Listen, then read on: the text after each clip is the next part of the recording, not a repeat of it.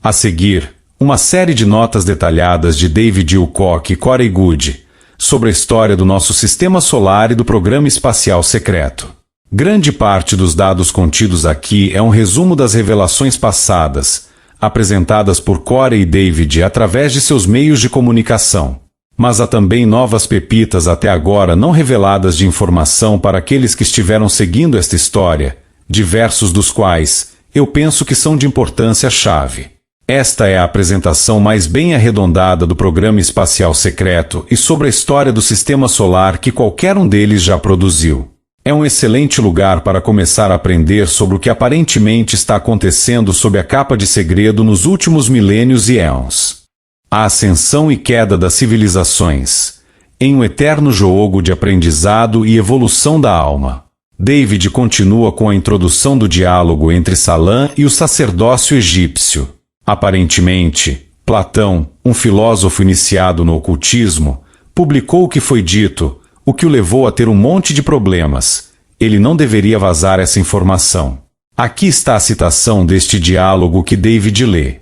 Quanto às genealogias que acabas de relatar a nós, Salam, não são melhores do que as histórias de crianças. Em primeiro lugar, lembra-se de um único dilúvio, mas houve muitas catástrofes anteriores. E em seguida, não sabeis que ali habitaram antigamente na vossa terra a raça mais justa e mais nobre de homens que já existiram, e que vós e toda a vossa cidade descendem de uma pequena semente ou remanescente deles que sobreviveu. Por muitas gerações, os sobreviventes dessa destruição morreram, não deixando nenhuma palavra escrita. David menciona a descoberta da Atlântida cubana, dizendo: Linda Moulton Hall cobriu esta história quando ela estava surgindo, logo após o infame evento de 11 de setembro de 2001. David diz que sua mente foi explodida quando viu a manchete da BBC News: Cidade perdida, encontrada sob as águas cubanas, em águas de meia milha, 800 metros de profundidade, encontram ruínas de uma cidade perdida. David pergunta à plateia: quão longe no tempo nós precisamos ir para o nível do mar ser baixo o suficiente para esta cidade estar em terra firme? A resposta é 13.000 anos atrás, aproximadamente o mesmo tempo em que aconteceu o dilúvio bíblico, falado em mitos, antigos textos sagrados e relatos históricos. David diz que Paulina Zelitsky foi a oceanógrafa que quebrou a história. Ela foi contratada pelo governo cubano para tomar leituras de sonar do fundo do oceano, à procura de ouro afundado. Mas em vez de ouro, ela encontrou estruturas que eram altamente artificiais. Ele passa por algumas imagens de sonar da área. David mostra uma imagem 3D produzida através de leituras de sonar. Ruínas submersas de uma cidade descobertas ao largo de Cuba, com pirâmides, e não revelada publicamente.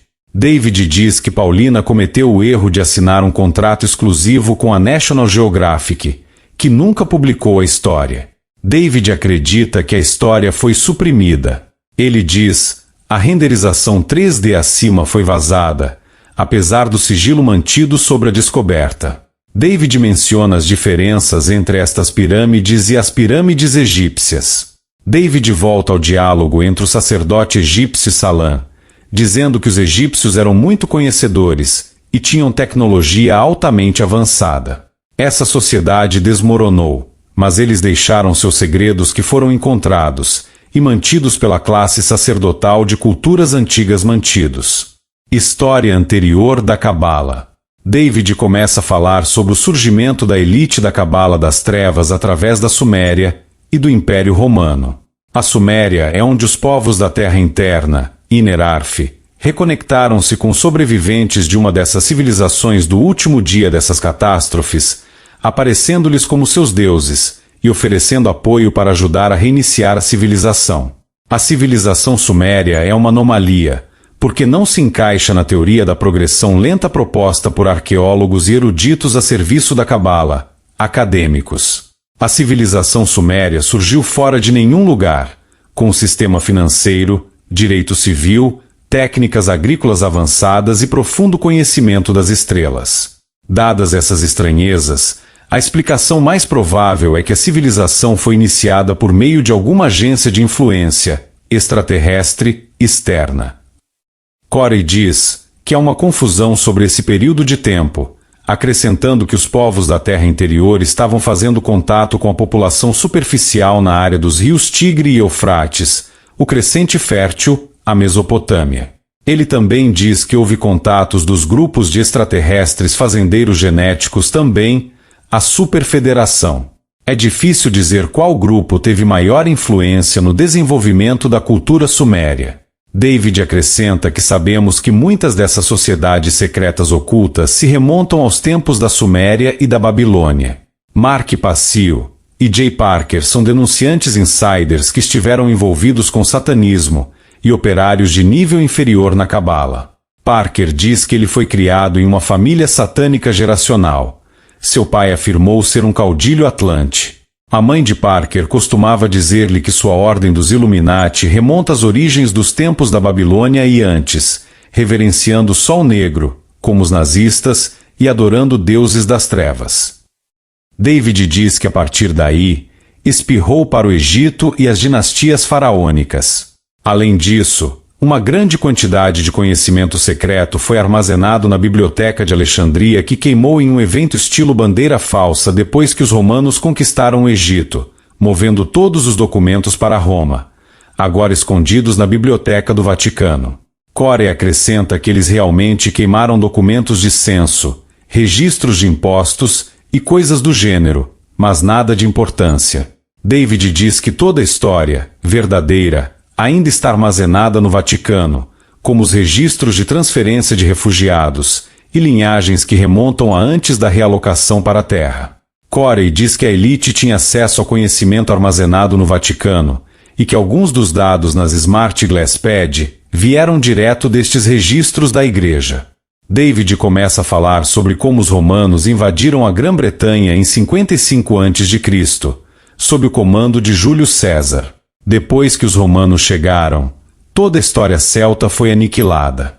Nenhum relato histórico foi deixado nos registros deste período. Ele menciona a história encoberta sobre Stonehenge e as linhas lei, com as quais está conectada. Corey acrescenta que os celtas deveriam ter possuído conhecimento de stargates naturais, ou portais no sistema solar, e que na Era Comum não tínhamos conhecimento dessas grades enérgicas da Terra porque ela foi apagada da história pelo culto romano ou da Cabala. Stargates e portais.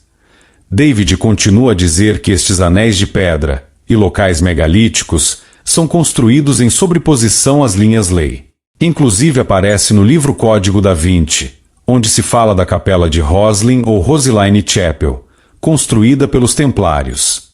Eles estavam divulgando a grade de energia nesse livro. Eles estavam falando sobre locais onde você pode fazer rituais ou cerimônias e realmente abrir stargates ou portais.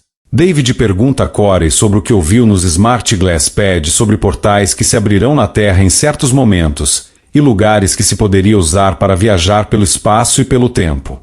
Corey diz que não viu algo sobre isso das Smart Glass Pad. Os empáticos intuitivos, no programa espacial secreto, seriam usados para triangular onde, e quando esses portais se abririam, que seriam subterrâneos ou debaixo d'água, na superfície da Terra ou no céu. Eles pareciam abrir-se aleatoriamente no início, mas depois que eles começaram a tomar conhecimento da mecânica celestial, eles perceberam que, dependendo das posições dos corpos celestes, como Sol, Lua, planetas, outras estrelas, etc., esses portais se abririam naturalmente. David pede a Corey para contar uma história sobre sacerdotes sul-americanos durante o tempo em que os conquistadores espanhóis estavam conquistando a área. Corey diz que nas Smart Glass Pads ele leu sobre uma história discutindo uma invasão espanhola em que eles estavam perseguindo um sacerdote indígena carregando ouro. O padre caminhou até o lado de uma parede, tocando-a em alguns lugares, e momentos depois, o padre caminhou através da parede como se nada estivesse lá. Isso foi testemunhado pelos conquistadores espanhóis, que então enviaram relatórios de volta.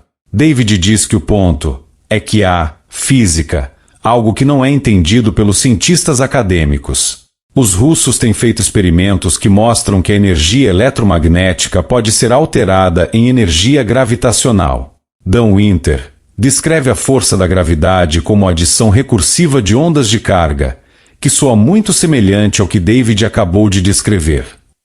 Os russos quebram no como eletromagnética giro da gravidade. É aquela porção de gravidade que os russos chamam de campos de torção, que são apenas campos que possuem uma geometria ou rotação auto-organizada de vórtice. Este é o segredo para a saúde e longevidade. Isso é o que a forma da pirâmide faz. Isso é o que os ancestrais, círculos de pedra megalíticas, estão fazendo. David diz que ele gravou um monte de episódios em Gaia.com sobre isso. Os russos fizeram estudos de pirâmide que mostram que eles podem curar a diabetes, restaurar os bebês prematuros de volta à saúde totalmente normal, produzir ozônio, limpar o ar, reduzir a atividade sísmica, e assim por diante, comprovada por mais de 39 pirâmides diferentes que foram construídas em toda a Rússia e a Ucrânia. Eles usaram apenas fibra de vidro, PVC e concreto. Imaginem o que poderia ser feito com uma pedra como granito, que é um oscilador de cristal. Estas são tecnologias muito poderosas. É por isso que você as encontra em todo o mundo, na Austrália, América do Sul, Egito e assim por diante. David diz que as pirâmides são um tipo de ímã, um catalisador, para esses campos de energia. A forma e o material são o ímã, neste caso, que atraem esses campos de energia. Em meus próprios estudos, o que faz com que as pirâmides funcionem desta maneira é que elas agem como uma antena parabólica faz, concentrando a energia latente já no ambiente, a um ponto que pode ser usado para várias funções por meio de um processo de arrastar ou sincronizar. O Círculo de Megalitos de Pedras Stonehenge, na Inglaterra. Viagem no tempo e salto no calendário. David diz que há essas bolhas de energia eletromagnética que surgem do centro da Terra, formando a gravidade. Se você estava de pé em um local quando uma surgir na superfície, o que iria abrir um portal e transportá-lo para fora em algum lugar no espaço ou no tempo. David menciona como esta tecnologia não é algo que a elite quer que nós saibamos que exista, porque eles a estão manipulando. Um de seus insiders disse que uma das disciplinas mentais na Cabala é chamada de time travel, viagem no tempo. Corey diz que ficou longe dos programas de viagem no tempo em que ele esteve próximo enquanto serviço no programa espacial secreto. David diz que na disciplina Time Travel, eles iriam para locais sagrados, como Stonehenge, e se empurravam para um estado fora do corpo. Enquanto fora do corpo, em seguida, iriam viajar de volta no tempo usando o portal natural lá existente, e a chegada neste novo tempo, procurar um vagabundo ou uma pessoa sem teto, essencialmente alguém com senso fraco de livre-arbítrio. Usando as disciplinas espirituais aprendidas na ordem, elas assumiriam o corpo do vagabundo usando sua consciência transportada pelo Stargate natural. Empregando esta técnica, eles podem usar o corpo da outra pessoa como um boneco para vários fins, como cometer assassinato, ou um crime em um esforço para alterar o presente, de acordo com seus objetivos e/ou agenda, o que realmente aconteceria. Os adeptos poderiam realmente mudar sua linha do tempo alterando o passado, viajando através de um portal como uma consciência desencarnada e usando o corpo de uma outra pessoa como um instrumento. Depois, o único que conseguiria se lembrar da linha do tempo anterior é o adepto que saiu do corpo e voltou. David faz uma comparação entre essa anedota e os filmes Matrix, onde os agentes podem assumir o corpo de alguém na Matrix, especialmente aqueles com livre-arbítrio suprimido. David também menciona o filme de X-Men, Apocalipse, é sobre Wolverine sendo mantido em êxtase, mostrando os outros X-Men no passado. David menciona a mulher denunciante, Illuminati Svali, que se apresentou e falou sobre essas técnicas também. David pergunta a Corey se é possível que você possa sair do corpo e usar esses megalitos de pedra para viajar de volta no tempo e alterar o presente.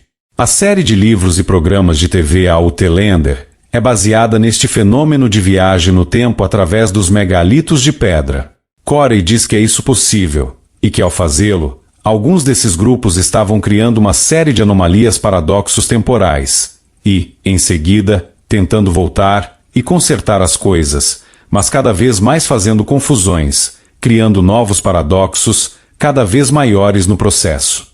Eventualmente, um grupo extraterrestre lhes disse que o tempo, como o espaço, é elástico, e as coisas se corrigiriam se parassem de brincar com o tempo. David pergunta a Corey se os membros da Cabala estavam usando esta técnica para tentar alterar a linha do tempo, para mudar eventos-chave na história, de acordo com sua agenda. Corey diz que sim. David pergunta quantas vezes ele acha que isso estava acontecendo.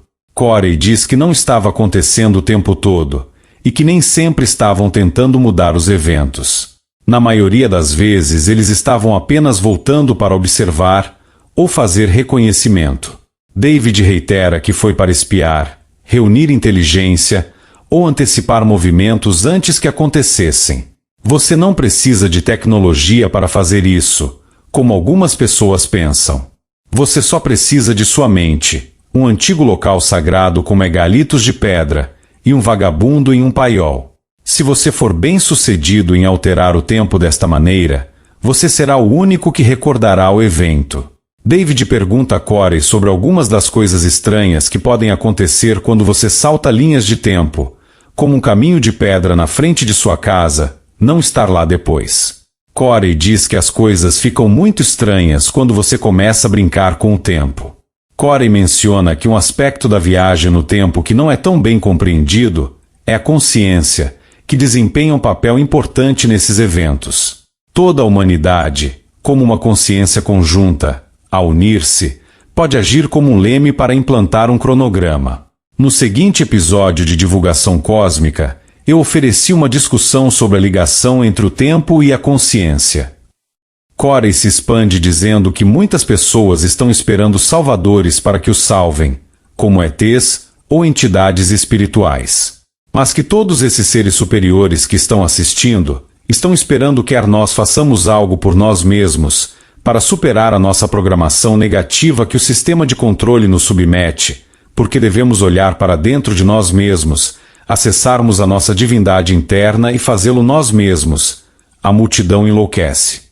David menciona que este grupo de Cabala está usando tecnologia que eles classificaram dos celtas, indo todo o caminho de volta até os tempos romanos. Hoje, não sabemos o que aconteceu antes que os romanos invadissem as Ilhas Britânicas. Não sabemos para que serviu Stonehenge. Para nós é um mistério. Mas esse grupo sabe. E este grupo usou para assumir sistematicamente o mundo. Grã-Bretanha estava lutando com países como Espanha e Portugal durante a Renascença e saiu no topo, apesar de todas as probabilidades. Influências nas colônias americanas. David diz que eles vão pular em frente para os anos de 1700 e os pais fundadores dos Estados Unidos, o que ele chama de Grupo Separatista Americano. David pergunta a Corey se os pais fundadores dos Estados Unidos estavam fazendo algo de bom quando tentaram fugir da Grã-Bretanha. Corey diz que os motivos da maioria das pessoas eram bons, na medida em que ele está preocupado. Mas este era um plano que foi estabelecido por think tanks, laboratório de ideias, antigos há muito tempo. David menciona a história de Saint-Germain, aparecendo no Congresso, quando as portas foram trancadas por dentro, quando os fundadores dos Estados Unidos estavam debatendo se deveriam assinar a Declaração de Independência. Eu encontrei um trecho do livro Washington e seus Generais, ou Lendas da Revolução, por George Lippard, publicado em 1847, supostamente detalhando este discurso. Diante da pena de morte por alta traição à coroa britânica, homens corajosos debateram muito antes de pegarem na pena, para assinar o pergaminho, que declarava a independência das colônias do domínio da Inglaterra, em 4 de julho de 1776.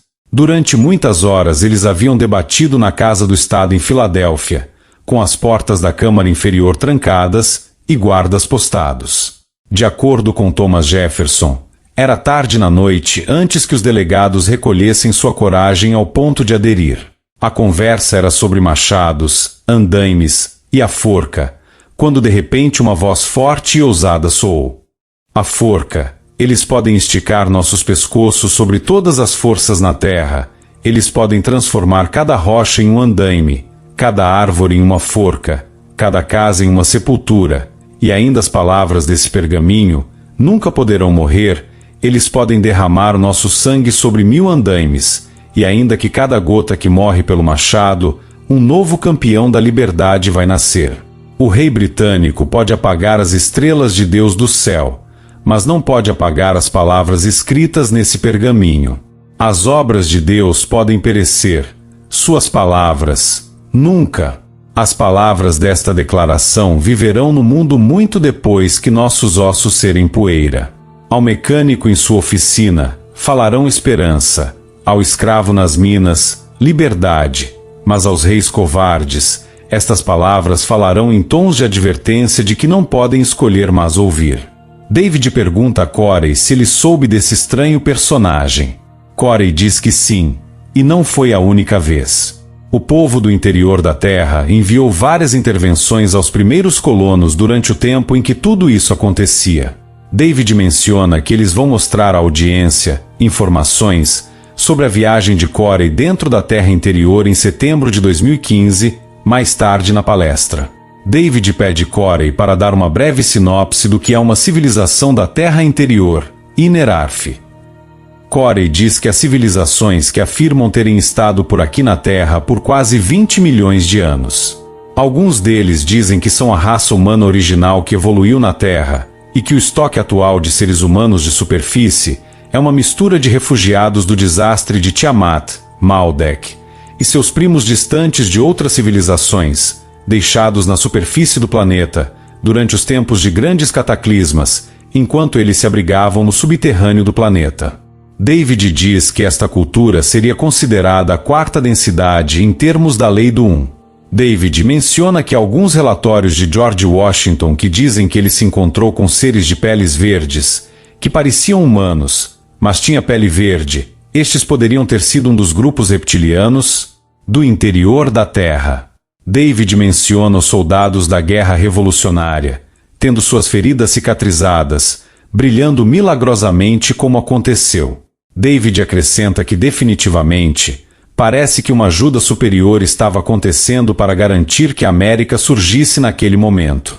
David menciona Francis Bacon, encarnação anterior do próprio Saint-Germain, também criou um documento chamado The New Atlantis, que foi o manifesto que estabeleceu a colonização da América em primeiro lugar. Princípio inicial do SSP, Programa Espacial Secreto Atual. David menciona um show que postado em Gaia.com, chamado Deep Space, um antigo show de tema alienígena. Ele vai cobrir o que foi provavelmente o primeiro programa espacial, com esses dirigíveis que foram vistos voando sobre o meio oeste dos Estados Unidos no século XIX. Desembarcaram, e os seres humanos saíram deles, que falavam uma língua convencional. Corey diz que ouviu que estavam relacionados a sociedades secretas. Mais recentemente, ele ouviu que havia sociedades secretas que desenvolviam tecnologias antigas na época, com o que elas tinham para a ciência, nesses tempos rudimentares. Em alguns casos, a tecnologia seria uma hibridização de antigravidade, com potencialmente uma tecnologia de tipo balão de ar. David menciona John Kelly, que no final dos anos 1800 estava fazendo demonstrações antigravidade para os militares dos Estados Unidos. Ele diz que essa tecnologia existia naquela época. David diz que no início de 1900, eles aperfeiçoaram a antigravidade. David começa a cobrir como o nazista alemão Victor Schauberger descobriu vórtices antigravidade na água, estudando a forma como a truta nadava rio acima. Ele percebeu que usando a geometria sagrada e a proporção áurea, Phi, Golden Ratio, que a antigravidade poderia ser gerada. David diz que verificou-se que a forma do ovo é uma geometria ideal para fazer vórtices em água que a truta usa para nadar corrente rio acima para a desova, aproveitando naturalmente bolsões de antigravidade que ocorrem na água que flui. A truta nada até uma cachoeira e literalmente levita a água acima. David diz que Schauberger descobriu lugares na corrente da água corrente, onde ela se movia muito mais rápido, e os peixes faziam uma dança louca que lhes permitia juntar-se ao vórtice ali, levitando cachoeira acima depois.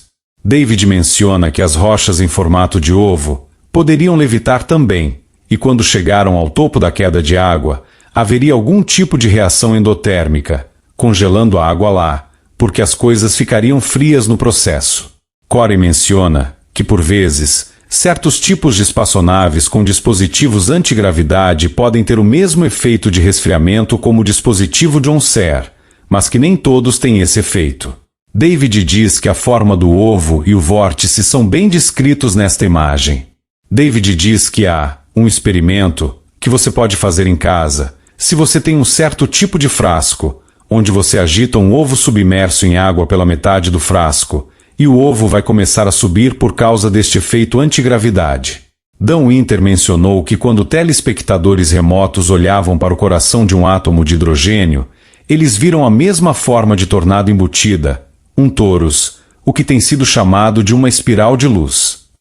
Eles viram a mesma estrutura de vórtice quando eles remotamente viram o interior do Sol. A configuração do torus é a geometria mais eficiente para os organismos auto-organizados que conhecemos. Trata-se essencialmente de um diagrama para a física da unidade, ou para o sistema orgânico de troca de energia com corpos auto-organizados, vida, com o cosmos em geral, o que tem sido chamado de energia livre.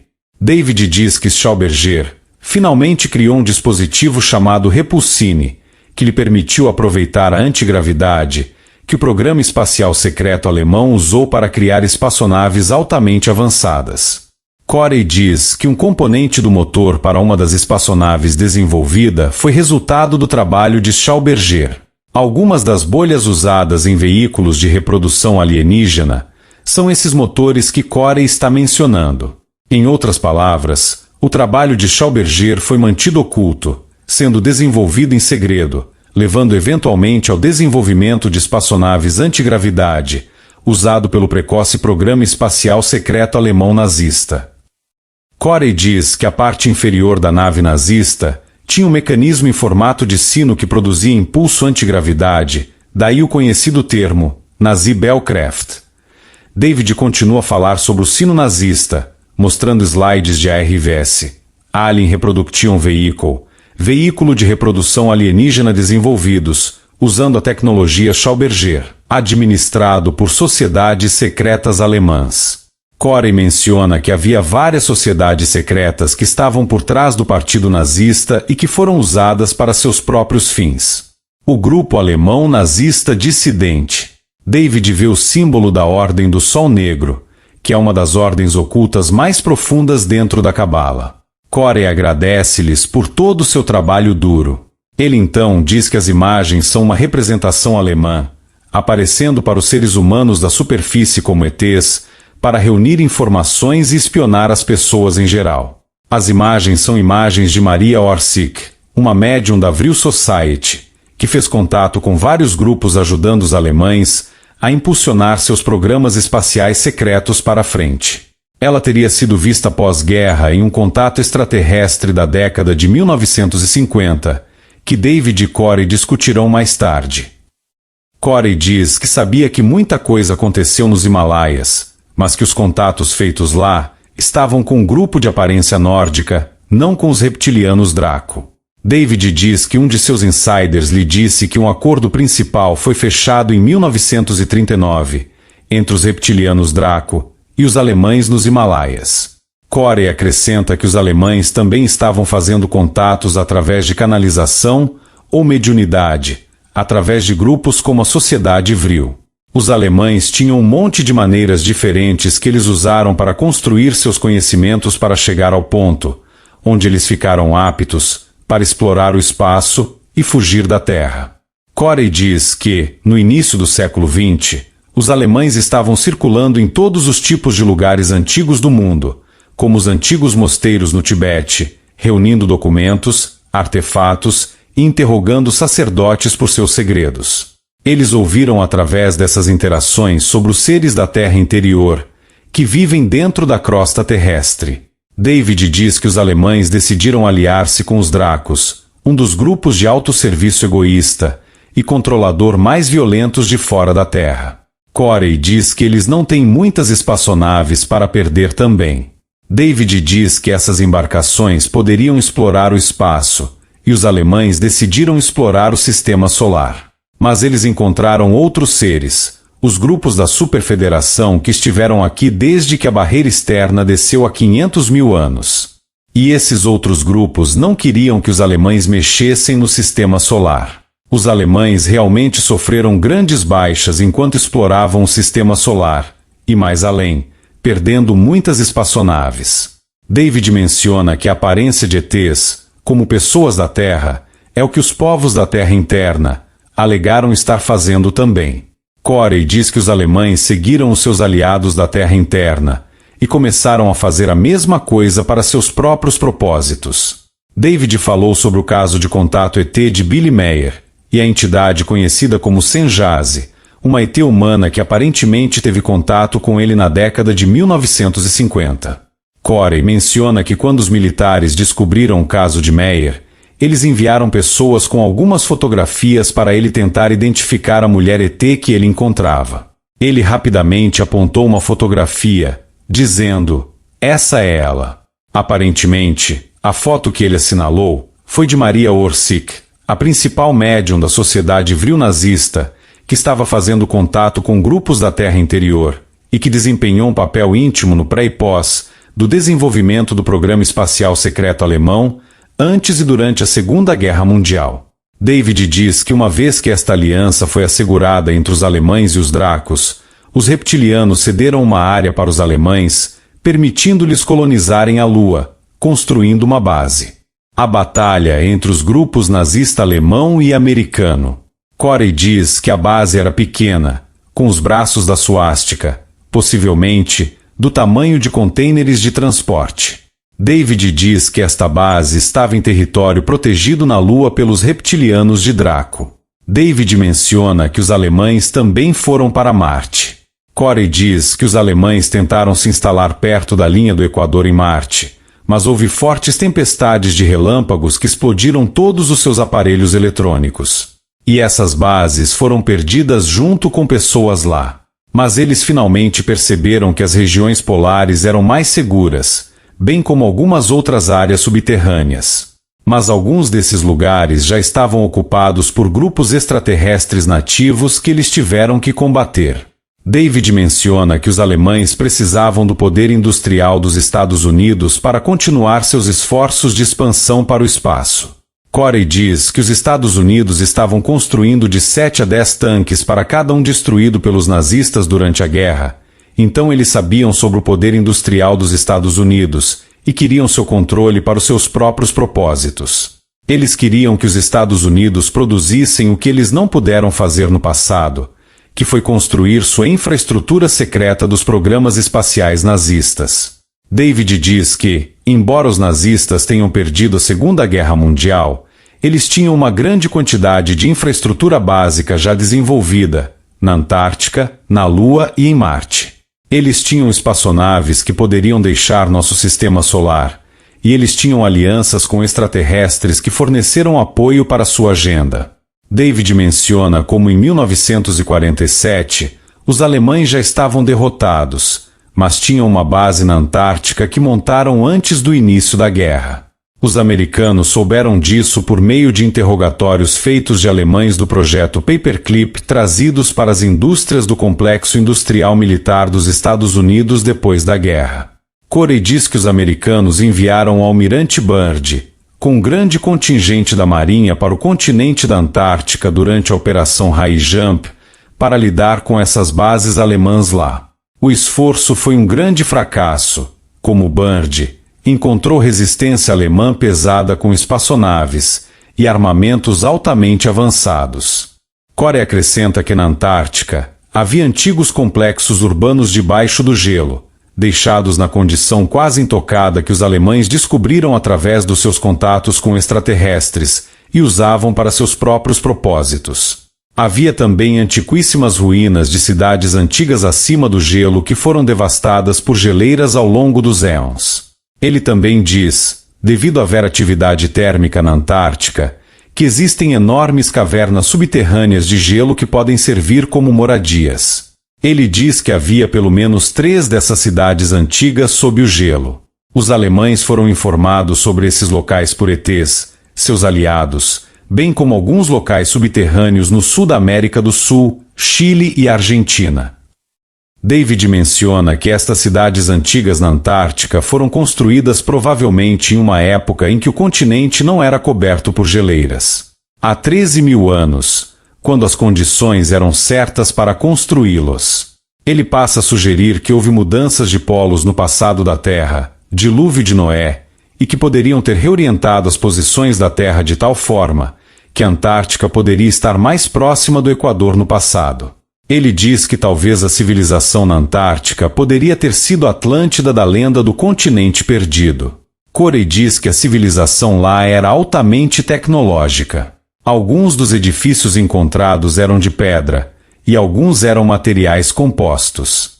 David continua mencionando a Operação High Jump, onde os militares dos Estados Unidos organizaram uma invasão fracassada da Antártica na tentativa de desalojar os nazistas alemães dissidentes. Corey diz que os americanos pensavam que os nazistas só tinham uma pequena instalação de pessoal de nível superior lá. Eles pensaram que poderiam ir lá e removê-los com pouco esforço. Mas, como mencionado anteriormente, este não foi o caso. Estranhas espaçonaves começaram a surgir para fora da água quando Byrd lá chegou, e atacou, e destruiu navios, equipamento e pessoal da sua frota. David diz que após a Operação High Jump, um atraso de 5 anos na atividade principal ocorreu, onde os alemães nazistas do projeto Paperclip estavam tentando recrutar os norte-americanos para se engajarem em seu programa espacial secreto. Corey diz que entre 1947 e 1952, houve várias reuniões acontecendo em diferentes bases da Força Aérea dos Estados Unidos, onde avançadas espaçonaves com impulsão antigravidade estavam pousando para negociar com os norte-americanos. Os americanos já tinham iniciado seu próprio programa espacial secreto, mas era muito menos avançado do que os alemães na época. Aparentemente, parte da tática de negociação dos alemães era dar tecnologia mais antiga aos americanos, que achavam que era algo altamente avançado. Os americanos mais tarde usaram para criar seus próprios ARVS, ou veículos de reprodução alienígenas. Os alemães estavam empurrando sua agenda para os americanos, tentando fazer seus cientistas trabalharem nos programas alemães nazistas. David menciona como em 1952 houve um grande conjunto de avistamentos de OVNIs, que são importantes para esta parte da história. Ele pensou que eles eram genuínos extraterrestres, até que ele soube de que Corey pensou dos avistamentos, que eles, não eram ETs, mas espaçonaves dos alemães nazistas fazendo uma demonstração de força e poder tecnológico para pressionar o governo dos Estados Unidos. David mostra uma manchete de 28 de julho de 1952 do Washington Post. Disco, supera jato, piloto revela. David menciona como esses avistamentos de OVNIs desencadearam o projeto Blue Book, uma cobertura do governo.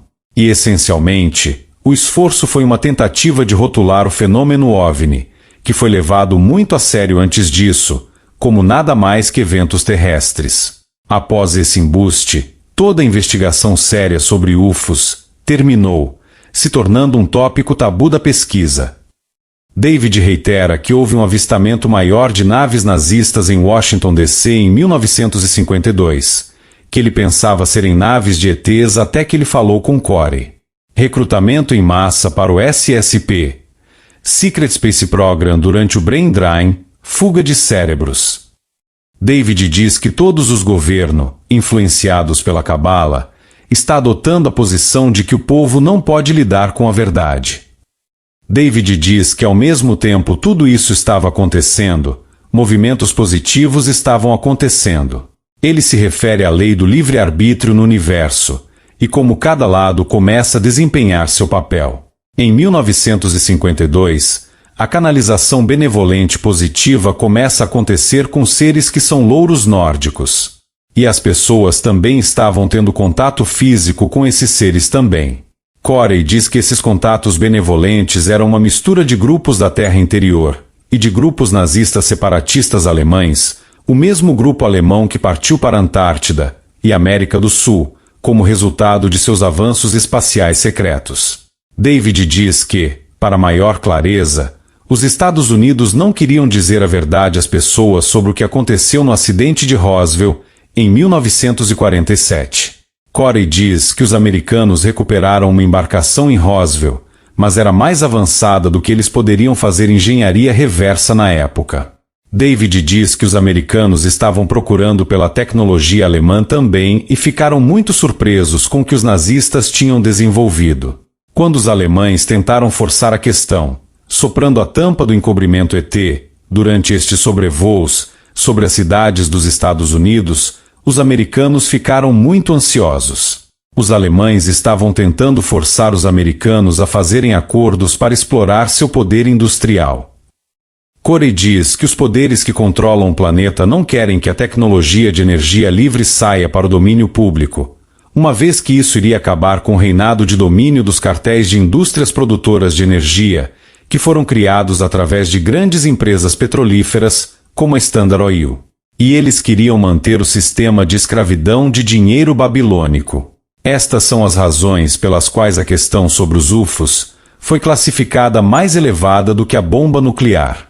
Corey acrescenta que o grupo alemão sabia, através dos contatos que eles inseriram no aparelho militar americano através da Operação Paperclip, que os norte-americanos se opunham firmemente a qualquer informação relacionada a UFOs ou tecnologia extraterrestre, sendo divulgada ao público. Com esse conhecimento em mãos, os alemães estavam tentando forçar o problema com os americanos, dizendo: vamos revelar a verdade ao público. Nós lhes diremos sobre a tecnologia de energia livre que vai derrubar seus sistemas de controle e o seu império, a menos que vocês façam um acordo conosco.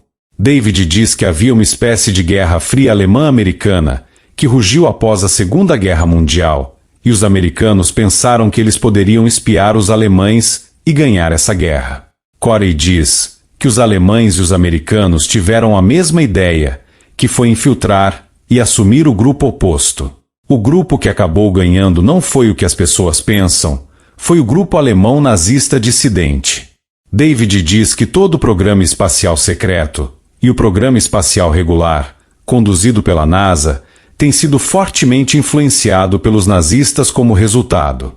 Corey esclarece que não é exatamente nazistas da maneira como as pessoas podem pensar. Os alemães por trás deste esforço têm um sistema de crenças diferente, que divergia dos nazistas, remontando a milênios, mas que essas pessoas estão dispostas a fazer todo tipo de coisas imorais para realizar seus planos, assim como os nazistas.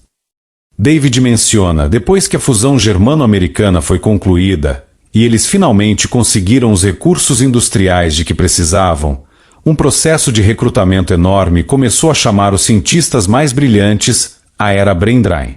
Outro de seus insiders, Pat Patterson, disse que nos 1950, e sobre nos 1960 adiantado, 55 a 60 milhões dos mais brilhantes e melhores cientistas no mundo, junto com suas famílias, foram atraídos e recrutados para dentro desse programa secreto.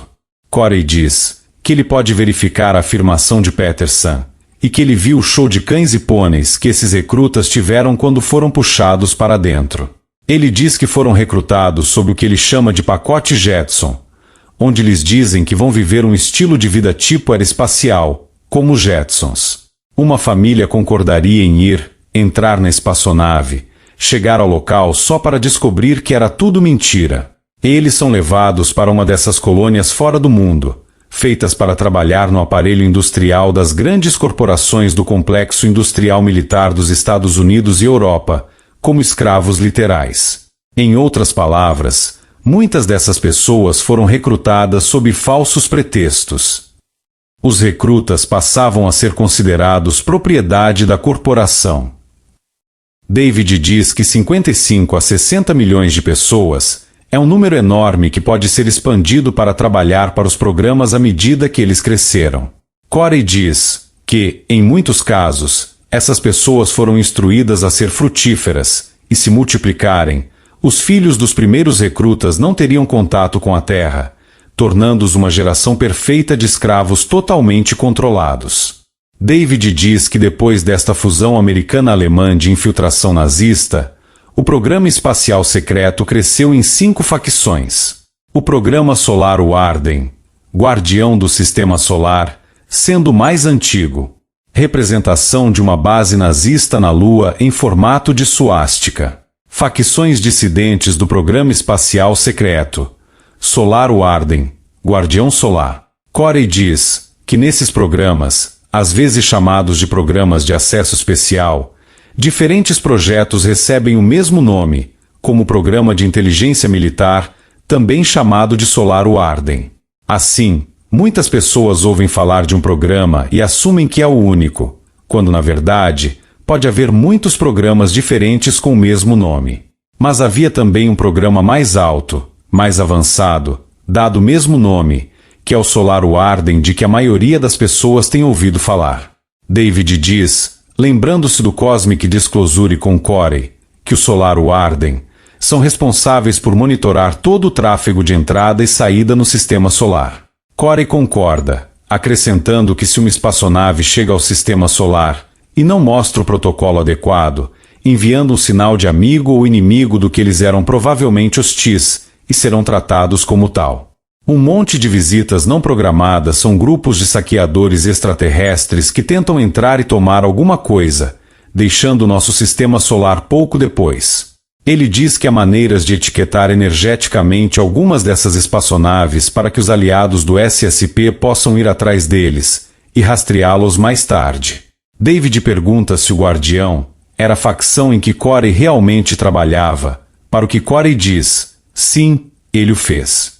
O conglomerado corporativo interplanetário, ICC, Interplanetary Corporate Conglomerate. David apresenta a próxima facção, o conglomerado corporativo interplanetário, ICC.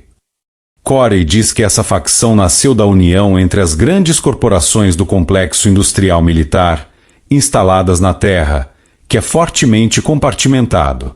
Muitas vezes o que acontece é que essas empresas de tecnologia aeroespacial e naval, fabricantes de porta-aviões, grandes navios de guerra, aviões de todos os tipos, armamentos, satélites, comunicação, etc., irão construir componentes, mas não são informados sobre no que eles serão usados. As peças são construídas, então enviadas para algum lugar, e montado o projeto final. Então, ninguém realmente sabe o que eles estão construindo até o fim. Isto percorre todo o caminho até os chefes das empresas, em seus conselhos de administração, que geralmente não sabem o que está acontecendo. Muitas vezes as pessoas sobre estas placas serão convidados a se aposentar, para que eles possam participar de um superboard para o ICC. Este superboard é um enorme conglomerado de muitas empresas diferentes em todo o mundo e além, desenvolvendo tecnologias para o SSP e infraestrutura no espaço. O Complexo Industrial Militar, uma organização solta de grandes empreiteiros da área de defesa, essencialmente expandiu seus esquemas de geração de lucro para o espaço, mas o objetivo final não era ganhar dinheiro, estava desenvolvendo tecnologia avançada para lhes dar uma vantagem sobre outros grupos, incluindo a população da Terra. O ICC é também o maior e mais poderoso dos grupos, atuando como um tipo de figura de proa para todas as facções, exceto a Frota Negra. David acrescenta que eles têm operações de mineração, produção e assim por diante. Liga Galáctica Global das Nações. David apresenta a próxima facção, a Liga Galáctica Global das Nações, uma cenoura que foi lançada para os outros países, que sabiam que programas espacial secreto estavam sendo desenvolvidos e queriam se envolver. Corey diz que esta é mais uma organização exploratória científica composta por pessoas de todas as principais nações do planeta. David menciona que Corey realmente visitou uma das bases, numa lua orbitando um gigante de gás em outro sistema estelar. Corey descreve a base como tinha uma piscina de água para recreação e um ponto de verificação de segurança. Ele também diz que você pode ver a bandeira nacional de cada pessoa lá nos uniformes, estilo macacão em Stargate Atlantis.